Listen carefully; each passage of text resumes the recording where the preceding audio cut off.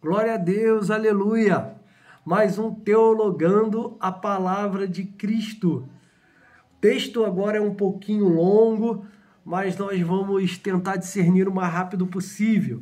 A vinda do reino de Deus, capítulo de número 17, a partir do versículo 20 até o versículo de número 37. Vamos lá? Vamos ler essa palavra abençoada e maravilhosa? Diz assim a palavra do Senhor: interrogado pelos fariseus sobre quando viria o reino de Deus, Jesus lhes respondeu: não vem o reino de Deus com visível aparência. O reino de Deus já estava presente, o Messias já se fazia presente, todas as circunstâncias que rodeavam aquele momento, tudo aquilo que os judeus estavam passando naquele momento apontava para o Messias, apontava para a chegada do reino de Deus. Então eles ali pediram para Jesus, falar para eles quando seria quando viria o reino de Deus. E aí Jesus: olha, o reino de Deus ele não vai vir com essa aparência que vocês estão pensando, não. Ele não vai vir com essa aparência aí que vocês pensam de um rei poderoso, que vai vir para dominar, montado num cavalo e com uma espada na mão, e reunindo exército para sair enfrentando os romanos. Não, não vai ser sobre essa visível aparência. Versículo de número 21, ele diz assim: nem dirão, ei-lo lá, ou lá está, porque o reino de Deus, ele está onde? Dentro de nós. Olha o que ele disse aos fariseus. Ele falou: olha, o reino de Deus ele está disponível dentro de vocês.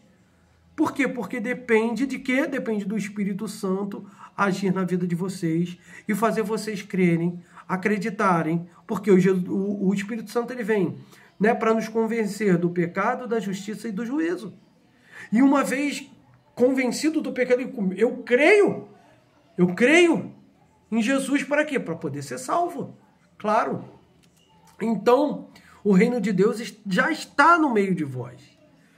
Ele já está aqui, ele já está presente. Ele continua, versículo de número 22, a seguir, dirigiu-se aos seus discípulos. Então, ele começa agora a falar aos discípulos: virá o tempo em que desejareis ver um dos dias do Filho do Homem, e não vereis. Por quê? Porque ele não vai estar mais presente, mas a fé tem que continuar a mesma. E aí, por quê? Porque ele irá embora. E aí agora ele vai começar a falar de coisas futuras, de um reino que vai vir em poder e em glória, da vinda de Jesus nesse reino de poder e glória. Então, vou fazer uma comparação, a mesma perspectiva que eles tinham do momento ao qual os judeus tinham que ter abraçado, de que ele, Jesus, era o Messias, e que veio se cumprindo todas as palavras dos profetas e todas as palavras do Antigo Testamento. Eles deveriam ter abraçado Jesus como seu Messias, porque tinham ali toda a prova necessária. Por isso Jesus disse à fé: olha, o reino de Deus está dentro de vós. O reino de Deus já está no meio de vós. E aí ele vai falar, nessa mesma perspectiva. Então ele está falando para nós e falou para os discípulos dele na época: olha, não acrediteis. Quando dizer, vamos lá, versículo de número 23. Diz assim: e vos dirão, ei-lo aqui, ou lá está, não vades nem os sigais, porque assim como um relâmpago fuzilando brilha de uma a outra extremidade do céu, assim será no dia do Filho do Homem. Então, nós, hoje, devemos estar com essa viva esperança crescente dentro de nós, e que ele a qualquer momento retornará, que ele a qualquer momento voltará. O nosso rei vai voltar em poder e grande glória sobre as nuvens do céu. E virá em momento que ninguém espera. Num abrir e fechar de olhos. Tum, já foi. Já foi. E outra coisa, quando ele vir, só há essa chance. Acabou. Quando Jesus vir em poder e em grande glória, levar a sua igreja, acabou. Não tem mais jeito. Ah, porque tem um negócio lá do deixados para trás e vai ter uma segunda chance. Não vai. Não existe uma segunda chance. A Bíblia não nos dá margem para isso.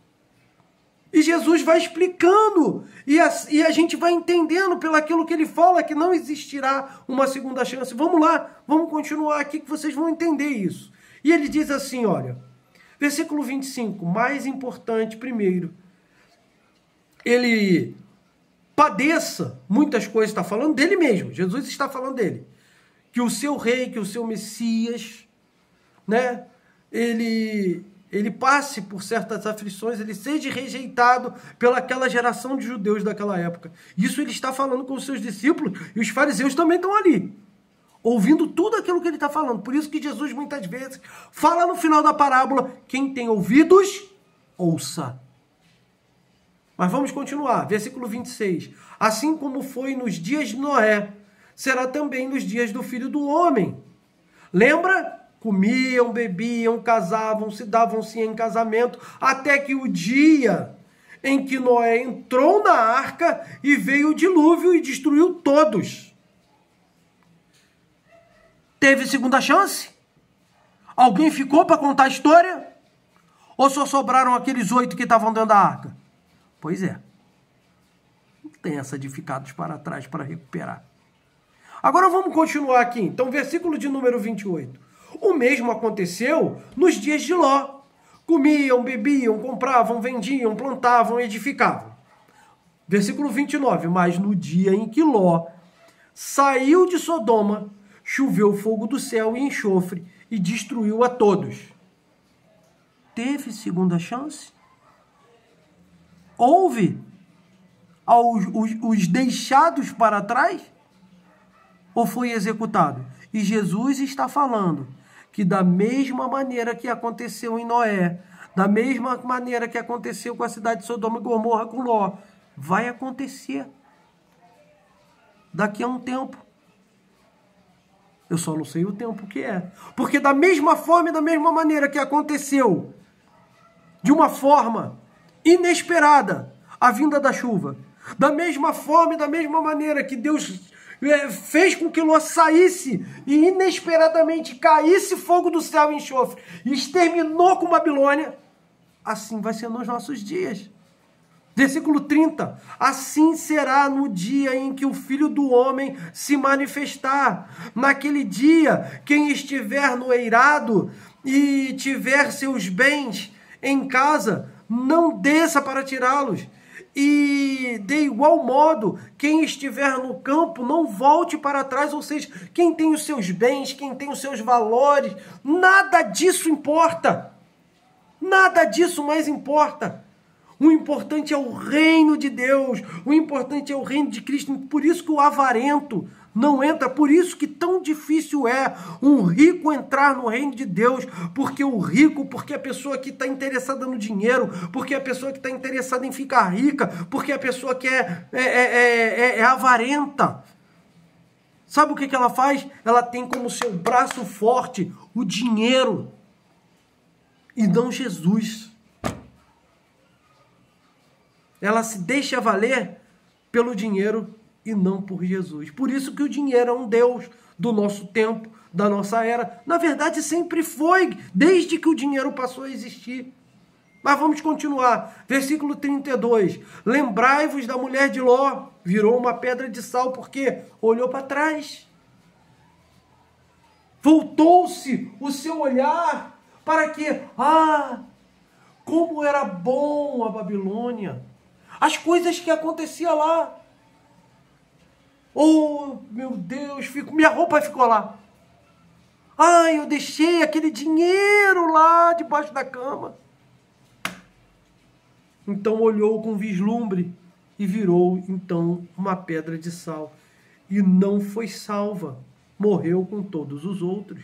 33. Quem quiser preservar, então, a sua vida vai perder. e quem perder, de fato, a salvará. Digo-vos que, naquela noite, 2 estarão numa cama, um será tomado e deixado o outro. 2 mulheres estarão juntas moendo, uma será tomada e deixada a outra. Versículo 36, 2 estarão no campo, um será tomado e deixado o outro. Então lhe perguntaram, onde será isso, Senhor? Respondeu-lhes, onde estiver o corpo, aí também se ajuntarão os abutres. Isso era um ditado muito conhecido na época de Jesus. Ok? E a pergunta sempre é, né? Poxa, o que Jesus quis dizer com isso, gente? O que Jesus realmente quis falar com essa questão aí, né? Para responder à pergunta dos discípulos, Jesus, então, ele cita um provérbio muito familiar a eles. Um abutre voando não significa muita coisa. Presta atenção no que eu vou dizer. Um abutre voando significa muita coisa. Mas um ajuntamento de abutres significa que há um cadáver por perto. Assim, um único sinal do fim pode não ser significativo. Mas quando muitos sinais acontecerem ou começarem a acontecer, aí sim, preste bem atenção, porque a segunda vinda está muito próxima. A vinda de Cristo estará muito próxima. Era isso que Jesus queria dizer. Todo mundo, amados, os fariseus, eles não estavam entendendo porque estava falando para o amado. Fazia parte do cotidiano dele. Essas parábolas, esses ditados, os provérbios eram muito familiares a eles. Por isso que Jesus falava daquela forma. Então, por aqui eu vou terminando mais um Teologando a Palavra de Cristo. Espero ter aqui ensinado algo frutífero para vossas vidas e explicado algo muito legal. Que você esteja a praticar esta palavra, que você possa ler mais uma vez e escutar mais uma vez esse vídeo e possa entender a palavra de Cristo com clareza. Que Deus nos abençoe, que Deus nos livre, nos guarde, que Deus nos oriente com o seu Espírito Santo e que continue falando à nossa mente e ao nosso coração. Fiquem todos na graça e na paz de nosso Senhor Jesus Cristo. Até o próximo Teologando a Palavra de Cristo.